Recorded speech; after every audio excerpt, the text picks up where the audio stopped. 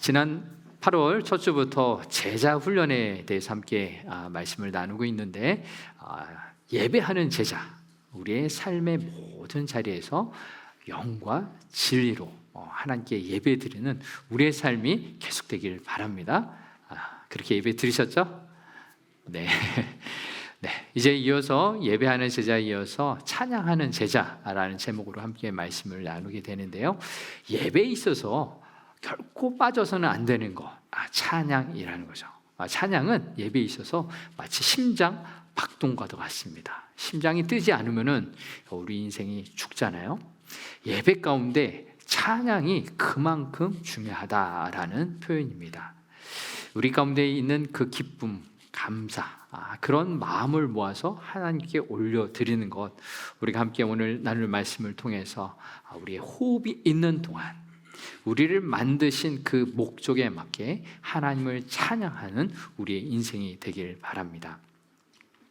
이제 지난주 예배하는 제자의 자리에서 이번 주 찬양하는 제자로서 하나님께 영광 돌리며 살아가길 원합니다. 오늘 이 말씀을 통해서 우리가 왜 하나님을 찬양해야 하는지, 또 찬양하는 그 내용은 무엇이고 어떠할 때 더 찬양에 집중해야 할지, 또 그 말씀을 통해 우리에게 주시는 은혜를 누리고자 합니다.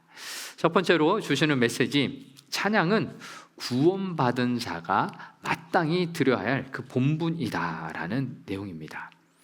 오늘 읽었던 시편 150편은 시편의 제일 마지막 결론이고 핵심을 담은 내용이기도 합니다. 오늘 시편 150편 1절은 이렇게 시작합니다. 할렐루야, 그의 성소에서 하나님을 찬양하며 그의 권능의 궁창에서 그를 찬양할지어다. 아멘. 오늘 성가대가 이 150편의 찬송의 가사의 내용으로 함께 하나님께 영광을 돌렸어요. 방금 읽은 1절의 내용은 성소에서 하나님을 찬양하라, 그리고 그뿐만 아니라 그의 권능의 궁창에서 하나님을 찬양하라라고 명령하고 있습니다.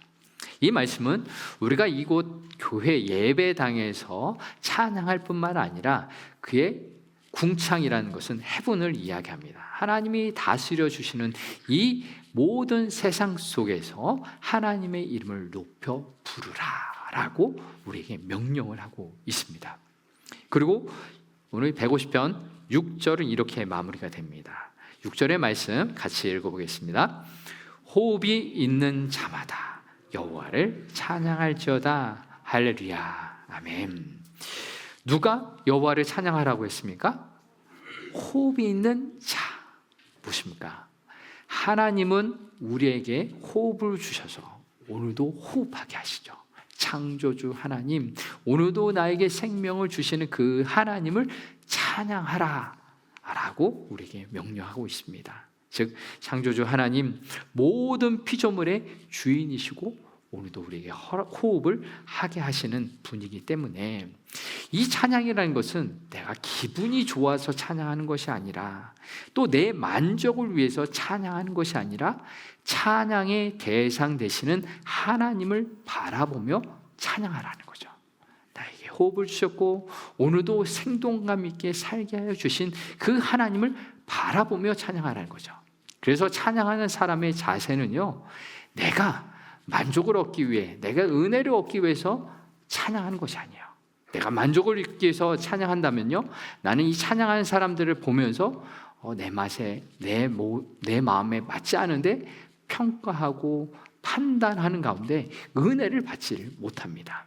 우리가 집중해야 될 것은 하나님, 내게 생명 주신, 내게 호흡 주신 하나님께 집중할 때 은혜란 선물로 주어지는 거죠. 내게 사랑 주시고 은혜 주신 그 하나님께 집중하는 우리가 되길 바랍니다.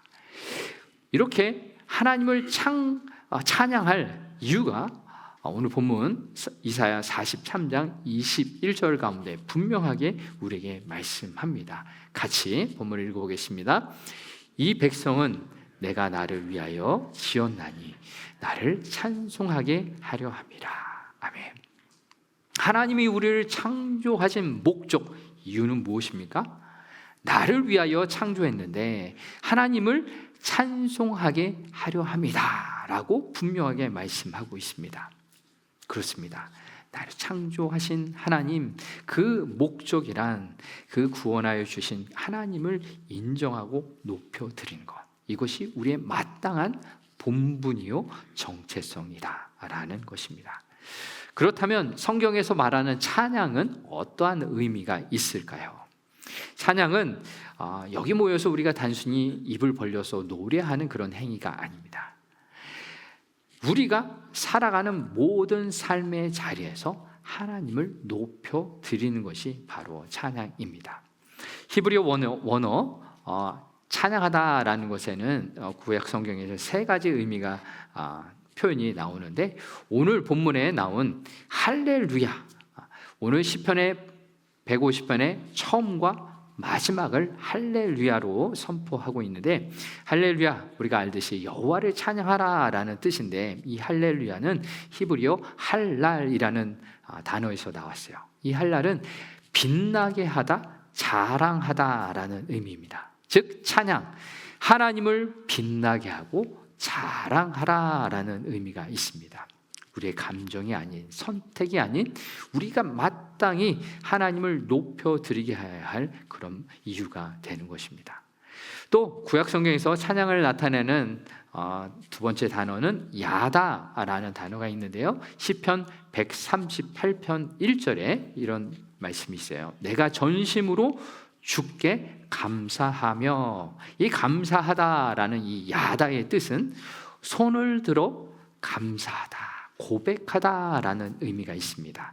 단순히 입술로 이 찬양할 뿐만 아니라 우리의 몸짓, 행위로도 하나님을 찬양하라라는 의미가 있어요. 그래서 우리가 찬양할 때 손뼉을 치기도 하고요, 또 손을 높이 들어서 나의 왕 대신 하나님을 찬양하는 것이죠. 그래서 우리는 자유롭게 내게 주신 그 모든 것을 통하여서 우리의 몸으로도 하나님께 찬송할 수가 있는 것이죠. 그런데 우리는 좀 이렇게 우리 몸으로 표현하는데 익숙치가 않은 것 같아요. 제가 우리 성도님들 보면서 찬양할 때 손 드시는 분을 잘 못 봤는데, 한국 가셔서 경험하시고 오신 것들을 이야기하시더라고요. 한국 가서 찬양할 때 다 손 들고 일어나서 또 기뻐서 찬양하고 그러시는 것이 너무나 좋았다고 하면서 우리 안에는 그런 열망이 있는 거죠. 하나님을 자유롭게 내 몸으로 손도 올리고 눈도 감고 모든 것을 찬양하고 싶은 마음이 있는데, 이곳에서는 한국에서는 잘하고 왔는데 이곳에 오니까 얼었다라는 표현을 쓰시더라고요. 이것도 훈련인 것 같아요. 몸에 익숙치 않은 이 훈련, 우리가 찬양할 때 손도 드시고 기쁘게 찬양할 수 있기를 바랍니다.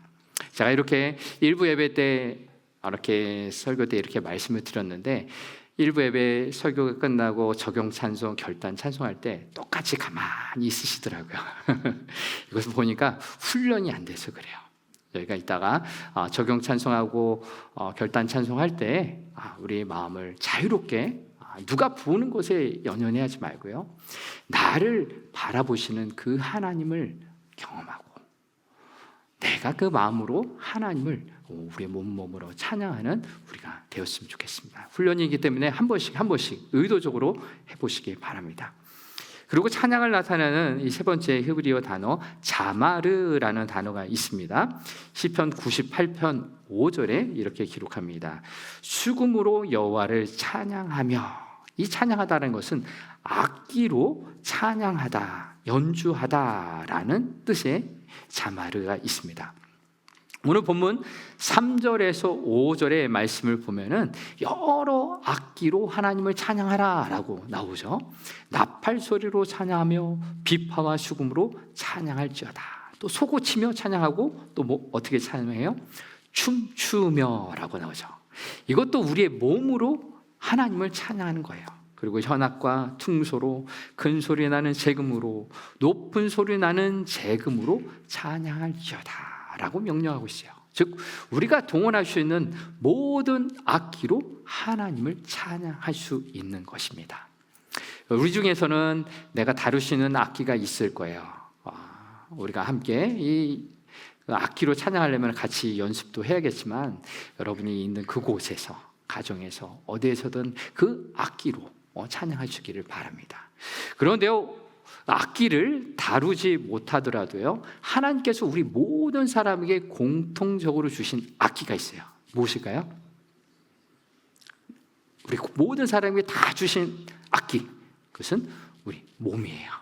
네, 목소리로 하나님을 찬양하고요, 손뼉으로, 발로 춤추며 우리는 우리 몸으로서 하나님을 찬양할 수 있는 것이죠.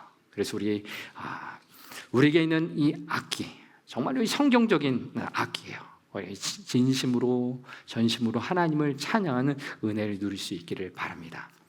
저는 우리 예배 때 앞에 예배 앞부분에서 찬양팀이 찬양하고 우리 예배 성가대가 찬양을 하잖아요. 저는 우리 찬양팀과 성가대를 보면서 감탄을 합니다. 어떤 것 때문에 감탄하냐면, 아름다운 소리를 내서 찬양할 뿐만 아니라, 그러나 그 이면에 이 예배를 위해서 일주일 내내 기도하고 찬양하는 모습이 있다는 것을 저는 알거든요. 우리 찬양 인도하는 우리 형제 자매들과 대화해보고 우리 성가대 지휘하시는 집사님과 대화하다 보면은 일주일 내내 찬양하도록 강조를 해요. 집에 있을 때, 무엇을 할 때, 차를 탈 때, 어디에서든 찬양하라고. 그냥 그것이 찬양이 연습을 위한 연습이 아니라 전심으로 그 가사의 고백을 생각하면서 찬양하라고 강조한다고 하세요. 그리고 또 우리 성가대 대원분들과 우리 찬양팀들, 또 반주하시는 분들, 모든 분들의 이야기를 들으면은 진짜 찬양이 내 마음 가운데서 우러나서 하나님을 찬양하는 그 과정이 있다라는 것, 그리고 이 시간에 그렇게 찬양한다는 것, 너무나 감탄할 수밖에 없습니다. 우리 모든 성도님들로 일주일 내내 생활하시면서 우리 예배 시랑 찬양도 다시 한번 들으시고, 성가대의 그 찬양도 한번 들어보시면서 내게 주신 그 찬양이 나의 고백이 되도록 그런 찬양의 은혜를 누리셨으면 좋겠습니다. 이제 그러면 찬양은 어떤 내용이어야 하는가, 그 내용을 살펴보려고 하는데, 두 번째 메시지, 찬양은 창조로 시작하여 복음으로 완성됩니다. 즉, 찬양의 출발점은 나의 상황, 나의 감정이 아니라 나를 창조하신 하나님을 바라보는 것으로 찬양이 시작됩니다. 그리고 나를 구원하여 주신 예수 그리스도의 그 하나님의 놀라운 사랑에 그 찬양이 완성된다라는 내용입니다. 오늘 시편 150편 2절이 그 찬양의 내용을 이렇게 말하고 있습니다. 2절의 말씀 같이 읽어보겠습니다. 그의 능하신 행동을 찬양하며 그의 지극히 위대하심을 따라 찬양할지어다. 아멘. 찬양의 내용을 가르쳐주고 있죠. 하나님의 능하신 행동을 찬양하라. 또 하나님의 지극히 위대하심을 따라 찬양하라 라는 것입니다. 즉, 하나님이 어떠한 분이신가, 나의 인생 가운데 어떤 위대한 일을 행하셨는가를 찬양하라는 거죠.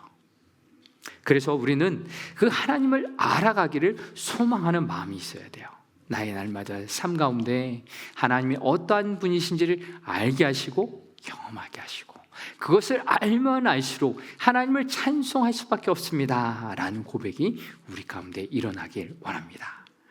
또 오늘 본문 이사야 43장 21절을 아까 전에 함께 살펴보았었는데, 우리는 하나님을 찬송하기 위해 지음을 받았다라는 내용이잖아요. 그런데 이사야 43장의 전체적인 배경을 보면은 어떠한 내용으로 하나님을 찬송해야 하는 것을 알 수가 있어요. 이사야 43장의 배경은 이스라엘 백성들이 하나님을 떠나 우상을 숭배해서 바벨론에 점령을 당하고 포로로 잡혀간 그 상황을 배경으로 하고 있습니다. 그런데 이러한 극심한 어려운 가운데 있는 상황 가운데 이들에게 나는 나를 찬양하기 위해 지었다라고 말씀하고 계세요. 그리고 이사야 43장 1절에 뭐라고 말씀하시냐면은 이렇게 기록됩니다. 같이 읽어보겠습니다. 야곱아, 너를 창조하신 여호와께서 지금 말씀하시느니라. 이스라엘아, 너를 지으신 이가 말씀하시느니라. 너는 두려워하지 말라. 내가 너를 구속하였고 내가 너를 지명하여 불렀나니 너는 내 것이라. 아멘. 이사야 말씀, 나는 너를 창조한 하나님이다. 그리고 나는 너를 구원하는 하나님이다. 지금도 나는 너를 지명하여 불렀나니 너는 내 것이다 라고 말씀하고 있습니다. 그런 하나님, 창조주와 구원자 되신 하나님을 찬양하기 위해 너를 내가 불렀다라고 말씀하시는 것이죠. 또 44장 2절에 계속해서 이렇게 말씀하고 있습니다. 같이 읽어보겠습니다. 내가 물 가운데로 지날 때 내가 너와 함께 할 것이라. 강을 건널 때 물이 너를 침몰하지 못할 것이며 내가 불 가운데로 지날 때 타지도 아니할 것이요 불꽃이 너를 사르지도 못하리니. 아멘. 우리가 물 가운데에 들어가고 불 가운데 들어갈지라도 하나님이 우리를 건지신다, 구원하신다라는 놀라운 메시지를 보여주고 있어요. 즉 우리를 창조하신 하나님, 우리의 찬양의 대상이시고 우리를 구원하여 주신 그 하나님, 우리가 그 하나님을 찬양할 내용입니다. 오늘도 우리에게 어떻게 하나님은 다가오십니까? 나를 지으셨기에 나의 모든 것을 아시는 하나님이시죠. 내가 당한 어려움 속에서도 구원하여 주시고 살펴보시고 사랑하시는 그 하나님이심을 믿습니다. 그 하나님을 우리 마음 가운데 모시고 찬양하며 사는 인생 되기를 바랍니다. 저에게 어렸을 때 고등학교 때 이런 일이 있었습니다. 아버지가 하시던 사업이 다 망해서 집도 팔고 빚도 갚으려고 막 애쓰시다가 작은 방 한 칸 얻어서 4명의 식구가 함께 잘 때가 있었어요. 몇 년 정도 됐었는데 저는 그때 어머니께서 아침에 일어나시면서 찬양하시고 하루 종일 찬양하시는 모습이 기억에 많이 남습니다. 아버지가 실직해서 일할 곳도 없어서 뭘 일해야 될까 전전긍긍 하시는 그때 아침부터 일어나셔서 옛날에 부뚜막, 연탄을 떼는 그 부뚜막에다가 아버지 세수하시라고 세수대야에 물을 받아서 올려놓으시고 밥도 지으시면서 찬송하는 소리. 왜 이렇게 찬송하실까? 그동안 살림도 다 정리하고 불편하게 사시면은 불편한 마음, 그런 불평하는 마음이 많이 있으셨을 텐데 그렇게 아침마다 일어나서 밥 지으시고 따뜻하게 가족들을 내보시는 그 모습, 정말로 이 찬양에 이해할 수 없다라는 생각을 했던 적이 있습니다. 그런데 시간이 지나서 생각해 보니까 그 어머니의 찬송이 죽어가는 아버지의 영혼을 살리는 그런 길이었다라는 것을 깨닫게 되었어요. 어머니께서 늘 찬송하시면서 기쁨으로 사셨던 그 모습 속에서 아버지는 절망하지 않았었고, 또 어머니가 기도원 가서 기도하고 오세요 라고 했을 때 가셔서 기도하시다가 담배도 끊으시고, 또 어머니가 찬송하며 기도하시던 중 전에 거래처 사람 한번 만나봐라 라는 그 하나님의 주신 생각을 이야기했을 때 아버지가 그렇게 전 거래처 사람을 찾아가셔서 새로운 직장을 얻으시고 생활하셨던 것이 기억이 나고 있습니다. 저는 지금 이 순간에 그 어머니께서 어려운 시절에 찬송하며 하나님 앞에 나아갔던 그 시간들, 우리를 창조하시고 오늘도 구원하여 주시는 그 하나님을 만난 그 소중한 찬송의 시간이었다라는 거예요.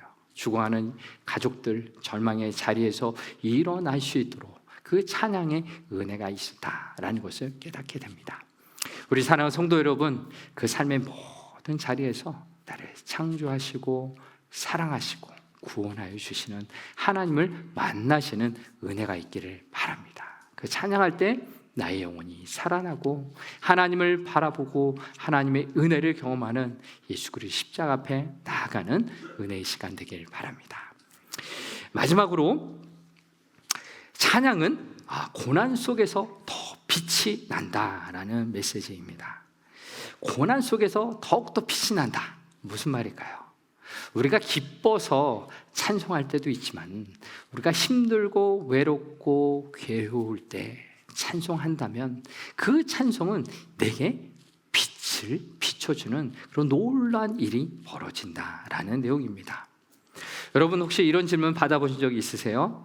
당신은 이렇게 힘든 상황 가운데서 어떻게 그렇게 기뻐할 수 있습니까?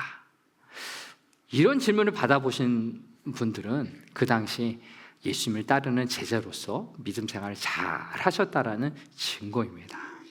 세상 사람들과 달리 우리는 고난 중에서도, 어려운 중에서도 하나님으로 인하여서 기뻐할 수 있는 이유가 있어요. 그것은 무엇입니까?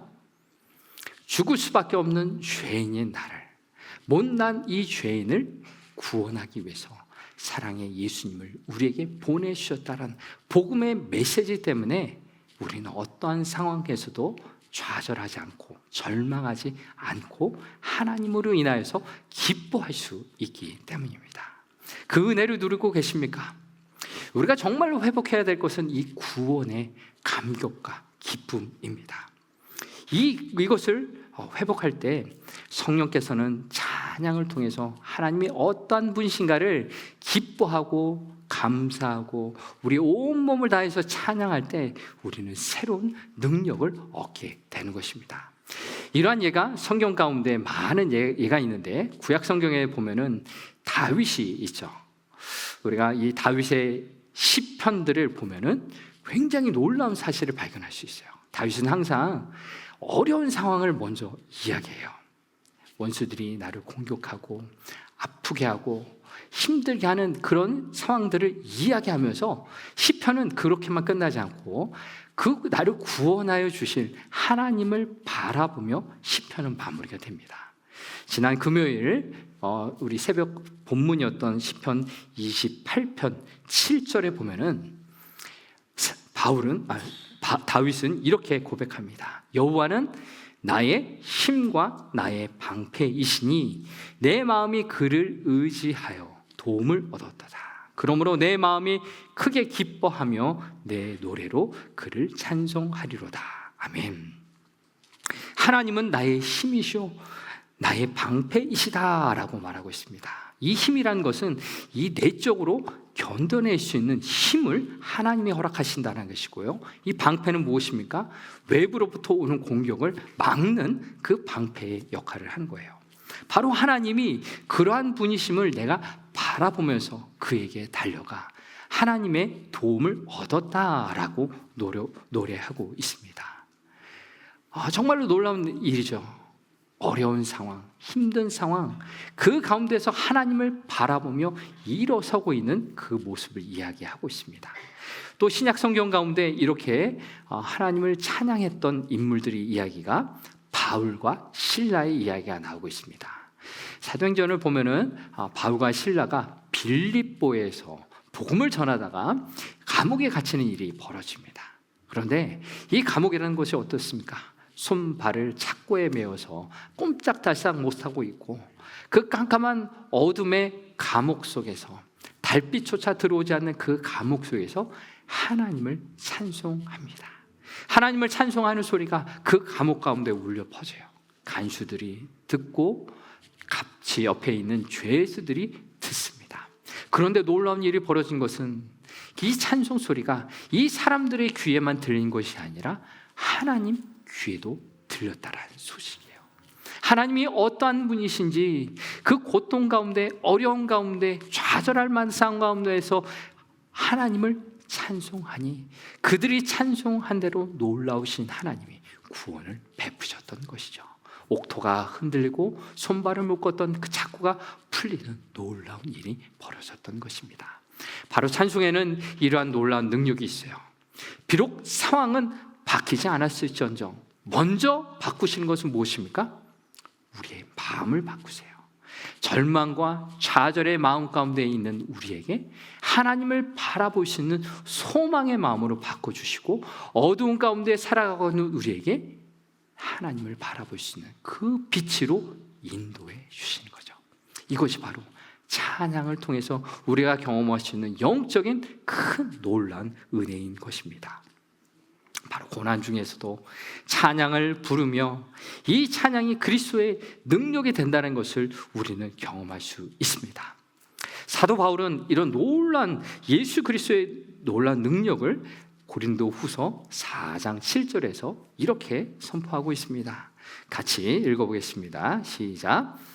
우리가 질그릇 같으나 그 안에 보배를 가졌으니 이는 심히 큰 능력은 하나님께 있고 우리에게 있지 아니함을 알게 하려 함이라.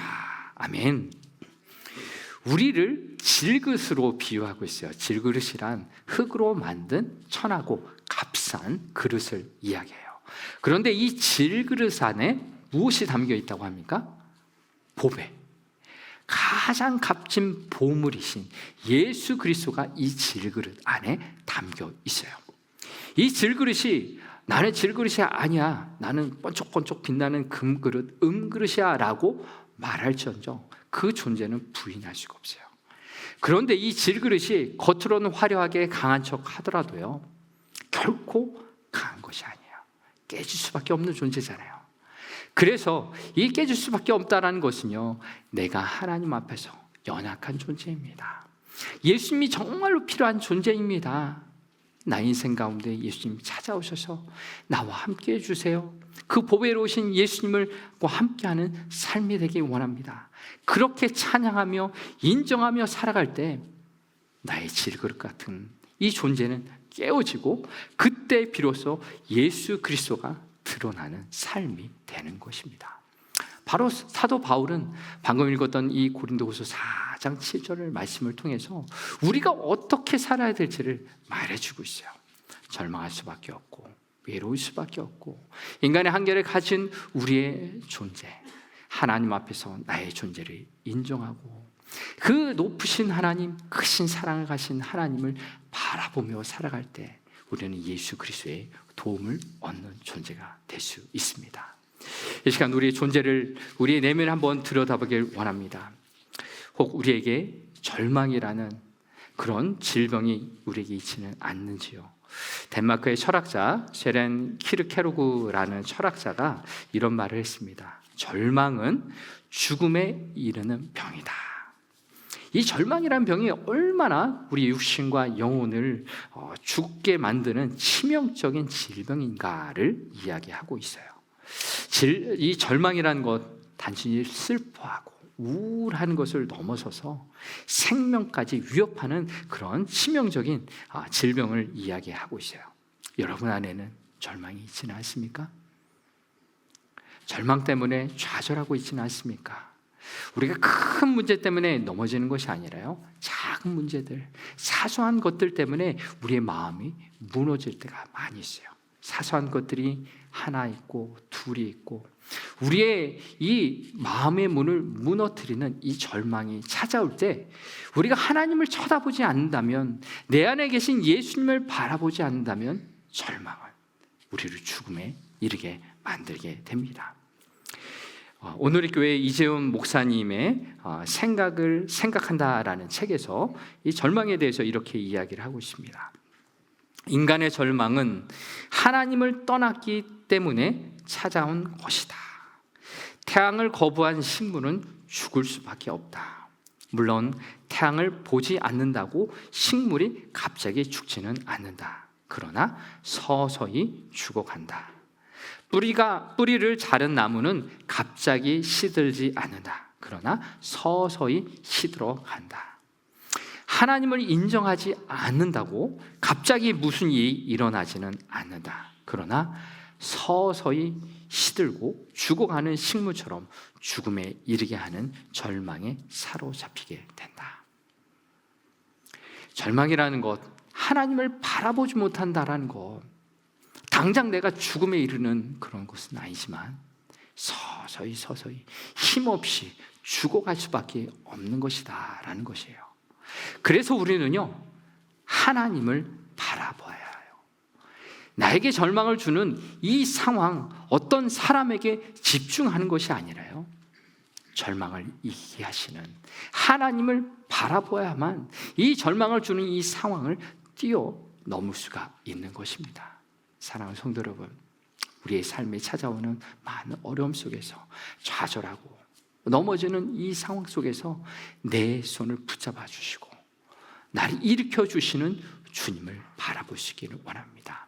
질그릇 같은 내 인생 가운데 찾아오셔서 영원한 생명을 허락하여 주신, 마르지 않는 생수를 허락하여 주신 예수 그리스도를 더욱더 바라보시길 바랍니다. 이것이 바로 내가 살아가야 할 길이에요.